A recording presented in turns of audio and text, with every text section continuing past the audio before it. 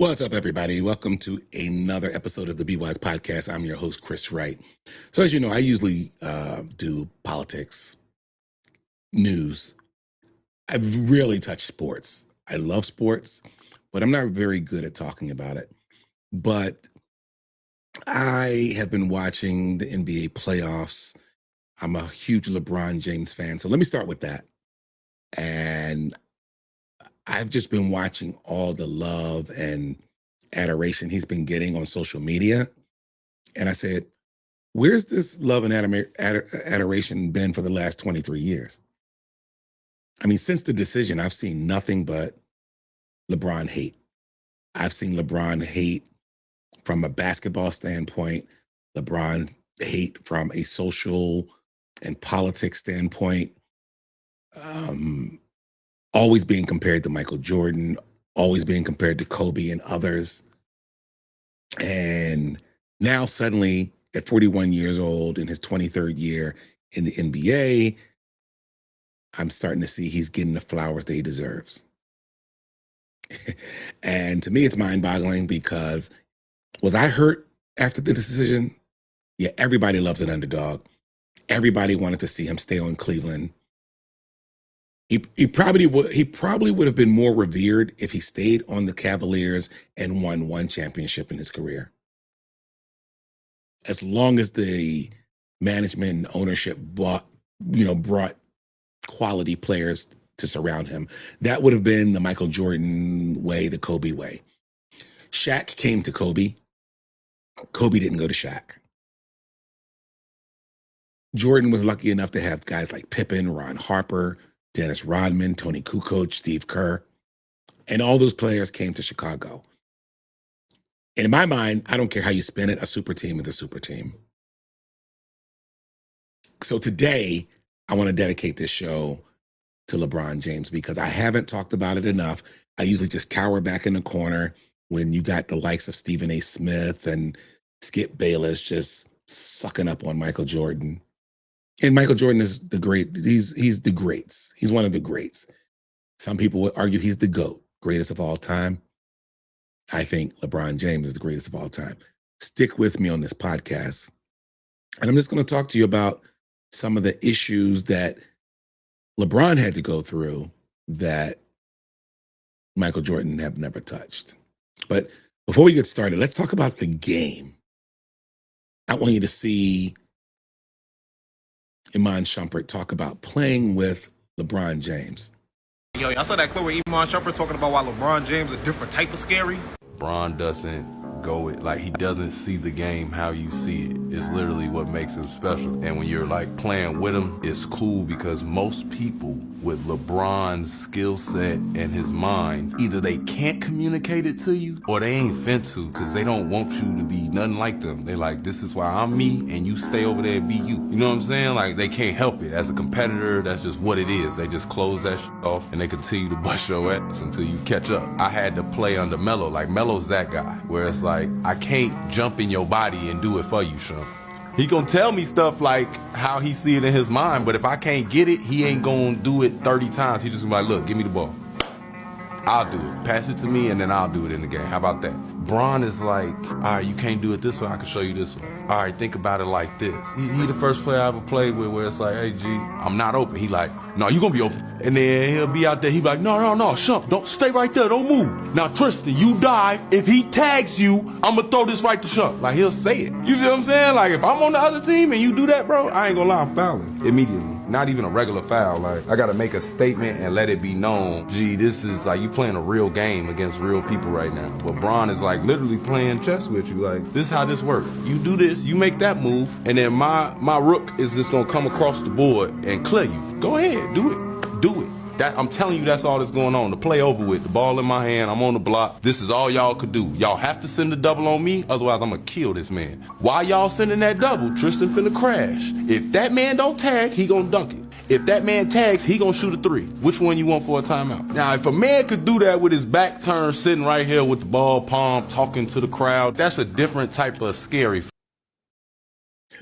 So, yeah, I've been watching what Imam Shumpert has been talking about. I've been watching that for 23 years.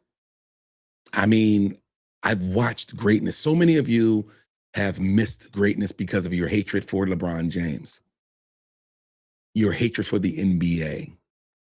But if you watch Tiger Woods in the late 90s and early 2000s, you witnessed things that no one could ever do.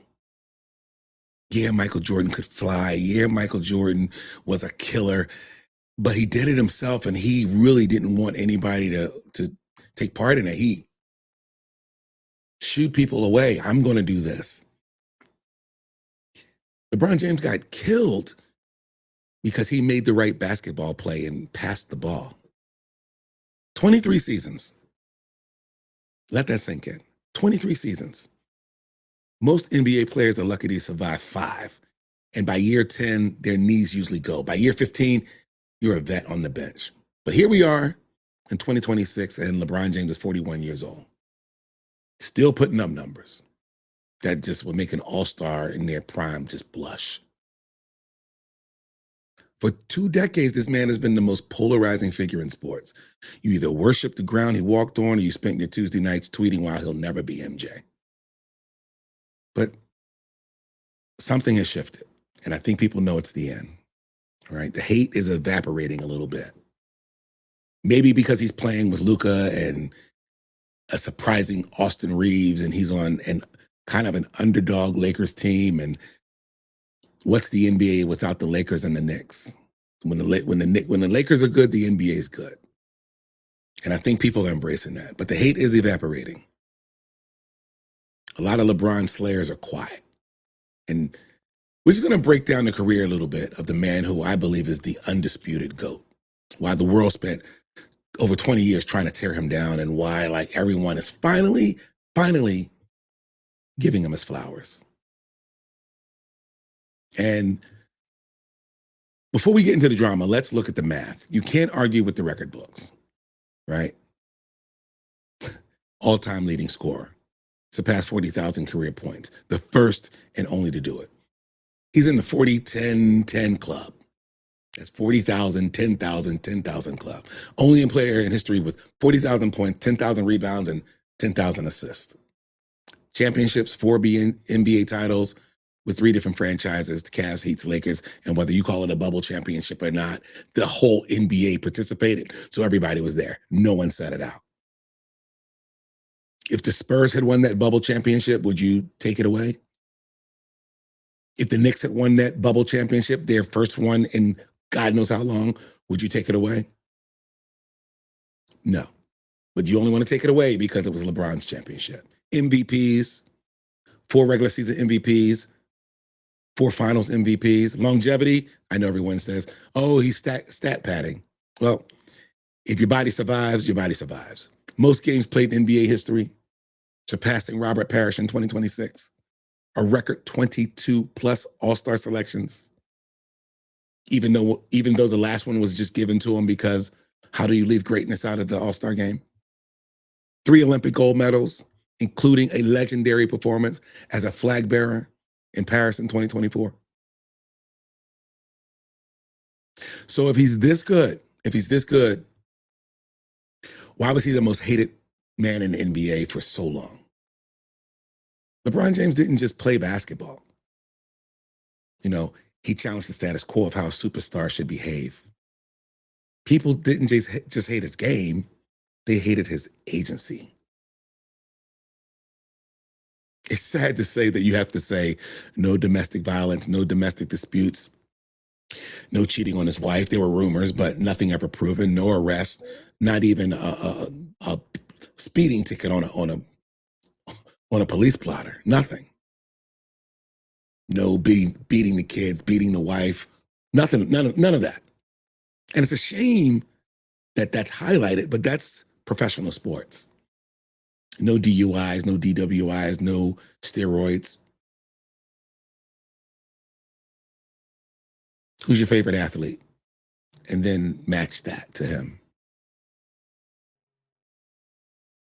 So there was the decision. That was the primary catalyst for the hate to begin. He turned his free agency into a televised special event to, leave Cleveland for Miami. He became the ultimate villain overnight. And it wasn't that, it wasn't just that he left, it was his arrogance of the spectacle. But people don't talk about the fact that all the money he raised went to the Boys and Girls Club. But that's what happened. Your decision. In this fall, man, this is very tough. In this fall, I'm going to take my talents to South Beach and join the Miami Heat. We've supported him for 7 years now, and for him to go on there and drag us through the mud for 7 years and stab us in the heart, he deserves everything he gets. I hope he never wins anything in Miami. He is dead to me. And he goes to Miami, where the most fickle fans are? This is terrible. This is the worst thing that could ever happen to Cleveland since Modell taking the Browns away. Cleveland is just a rough sports city. They get screwed over all the time. I mean, so I understand why the Cleveland... Philly's a rough sports town, which is where I'm from, born and raised. But Philly don't get screwed over like Cleveland does. Like your NFL owner rolled their team out in the middle of the night in buses and trucks. Then you get one of the greatest players to ever touch a basketball in your city, and he leaves without telling the ownership what he was going to do. I get it, Cleveland. But that metastasized globally, that hatred for LeBron.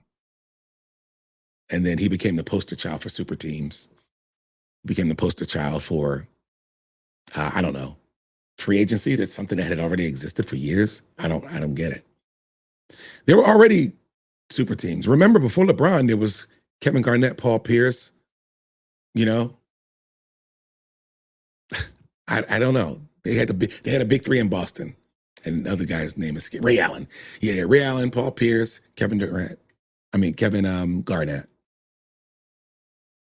But then when LeBron went to Miami, he got on the stage with Dwayne Wade and Chris Bosh. He did the not one, not two, not three, the Miami Heat rally. He predicted a dynasty. And it just kind of rubbed the traditionalists the wrong way. He was celebrating championships he hadn't won yet. And that kind of pissed people off. So he did that. And then in the 2011 finals, his greatest on-court misstep, he melted down against the Cavs. He didn't show up in a big spot. And he gave all those haters he doesn't have the clutch gene ammo. This is why he'll never be Jordan. Gave him that ammo, and that lasted a decade. And then people accused him of being a GM, the narrative that he forced front offices to trade young talent for veterans and often leaving teams in salary cap hell once he moved on. He did that in Miami. People say he did that in Cleveland. LeBron's like, this is not me. They're trying to build a team around me, which is what GM should do, which is what ownership should do.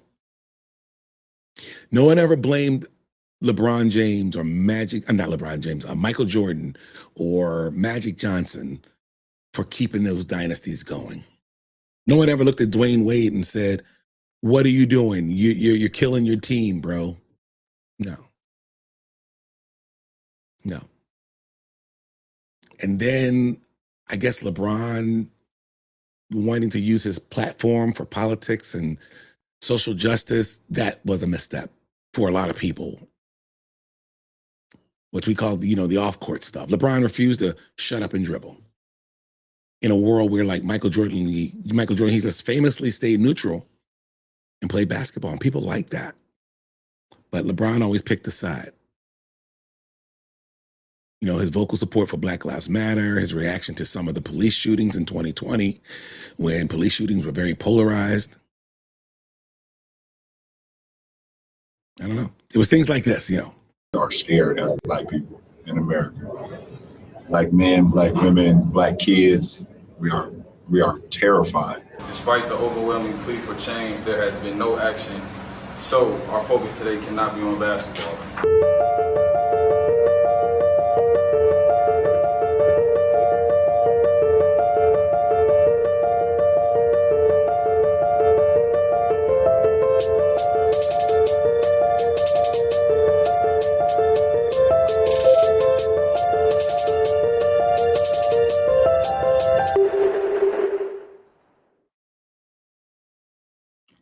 And the fact that you see like Kobe Bryant and Kyrie Irving in those I Can't Breathe shirts, they didn't get any flack for that. It all came down on LeBron James. That's when you know the hatred is deep. When you're doing something, but not only that, people started to hate the NBA. I hate the NBA. I hate the NBA. The ratings were down. Shut up and dribble was the term. Fox News, shut up and dribble. And then he had his political views. He had public feuds with Donald Trump. More Than a Vote was a initiative he was a part of. And that made him a target for half the country. Talking about Trump can be, in a negative way, can kill a career. Take you now to Cleveland, where LeBron James is responding to President Trump's comments. He doesn't understand the power that he has for being the leader of this beautiful country. He doesn't understand how many kids, no matter the race, look up to the President of the United States for guidance, for leadership, for words of encouragement. He doesn't understand that.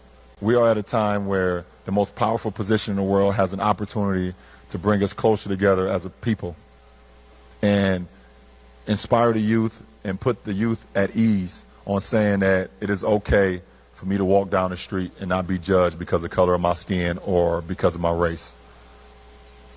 And he has no recollection of that, and he doesn't even care. Yeah, he also went on to say, I think he said he's an asshole too at some point in another interview.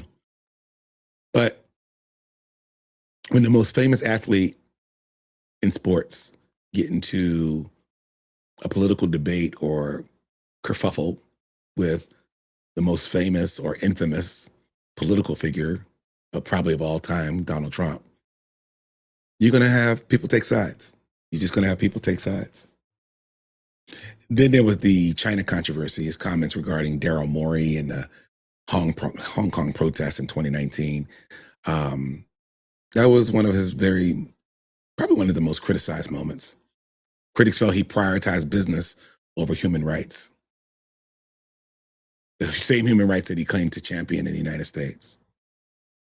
There were like fake articles written and things like that. It was bad. So what is going on with LeBron James? The NBA superstar has recently been in some hot water after allegedly penning an op-ed in a Chinese state-run newspaper, in which he praises Chinese basketball fans in a touching tribute. The problem is, LeBron James did not write this op-ed. LeBron's reps came forward saying that although James provided a quote for the op-ed, he was not the one who wrote it. Many fans were not happy with the idea of LeBron supposedly writing for a Chinese state-run newspaper, but after this clarification and the withdrawal of the story, it seems clear that the multiple-time All-Star did not personally write this op-ed, despite the article saying otherwise. This is a close call given the NBA's rocky past with China. Back in 2019, the then general manager of the Houston Rockets, Daryl Morey, tweeted in support of anti-government protests in Hong Kong, which eventually led to the league losing close to hundreds of millions of dollars in revenue after China's state broadcaster,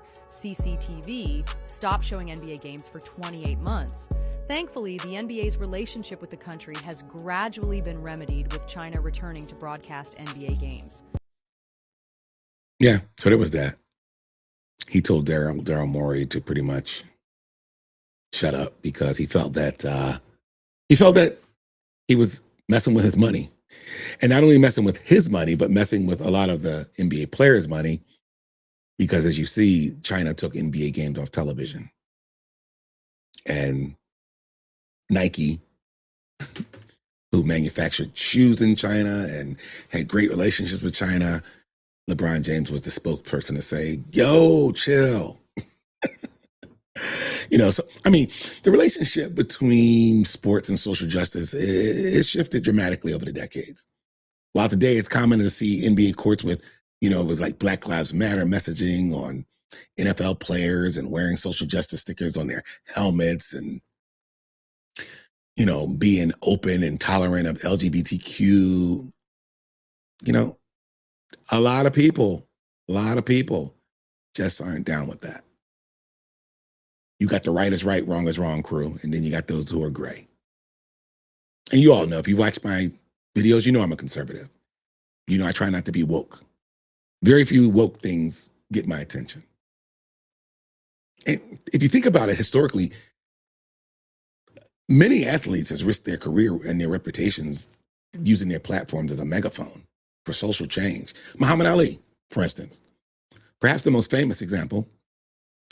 Ali was stripped of his heavyweight title, banned from boxing for 3 years in his physical prime because he refused to be drafted in Vietnam War, citing his religious belief and the irony of fighting abroad while Black Americans face depression at home.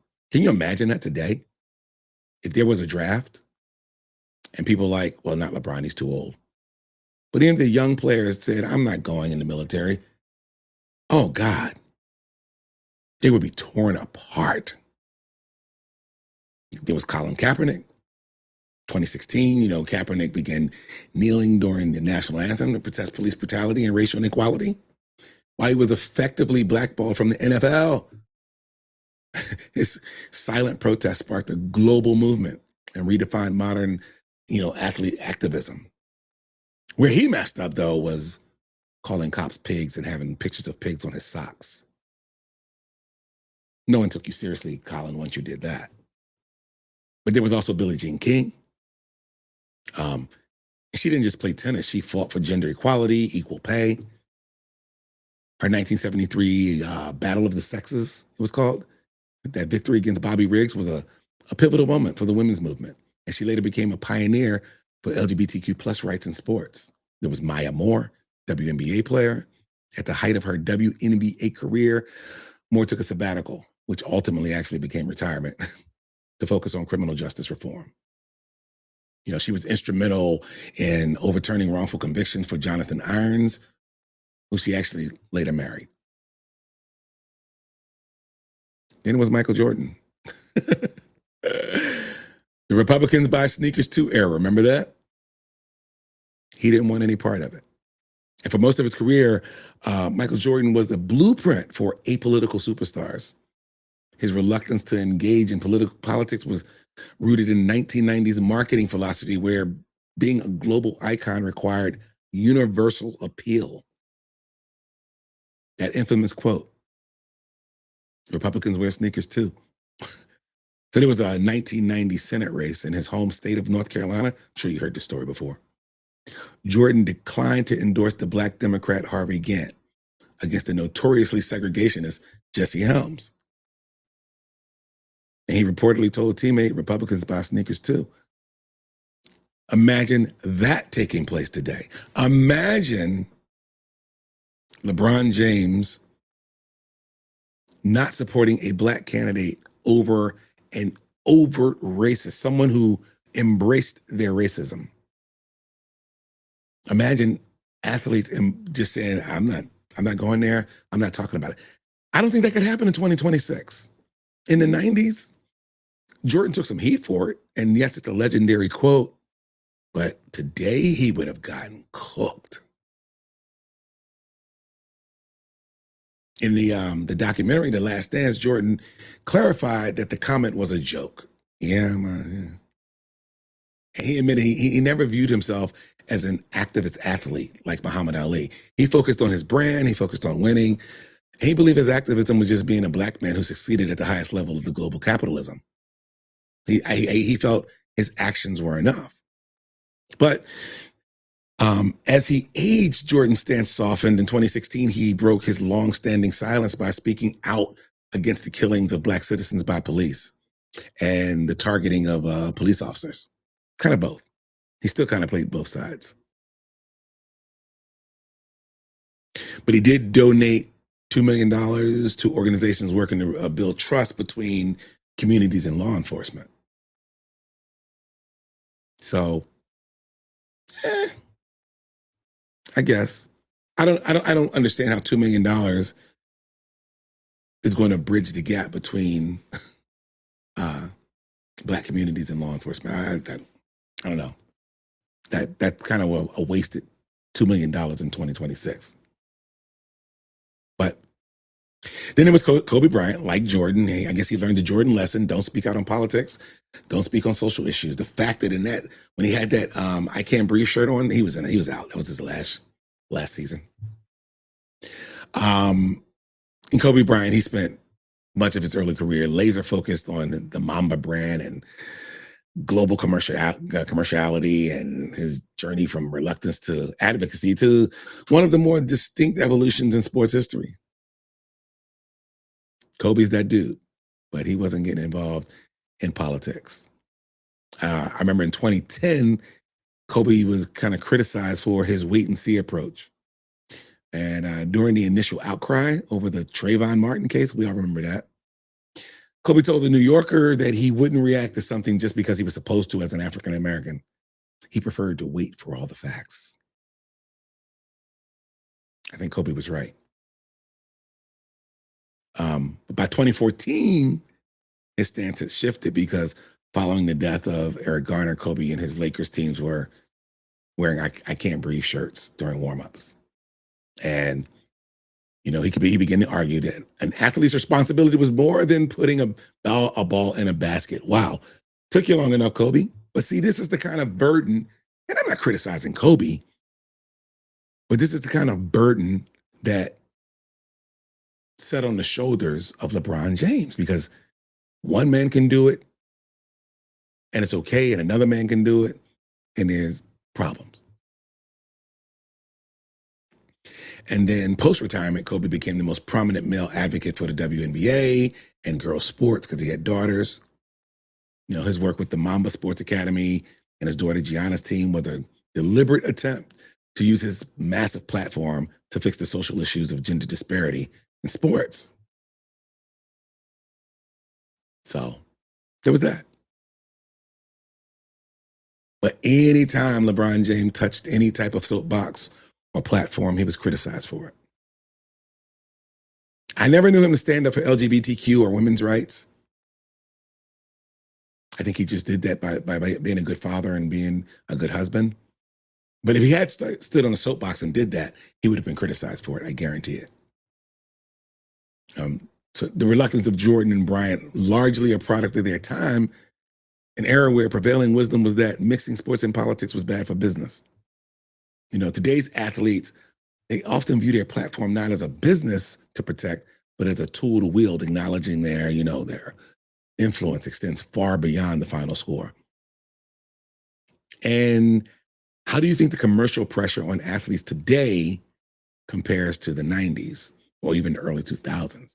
Is it easier to speak up now, or are the stakes even higher? So what changed? What changed? Why now? Why is the 2026 vibe so different? Like, why are there arenas that used to boo him now giving him standing ovations? At 41, the hater energy is exhausted. Like, you just can't call someone a fraud for 23 years straight when they're still dropping 25-point triple doubles against kids who weren't born when he was, or when he was drafted, I should say.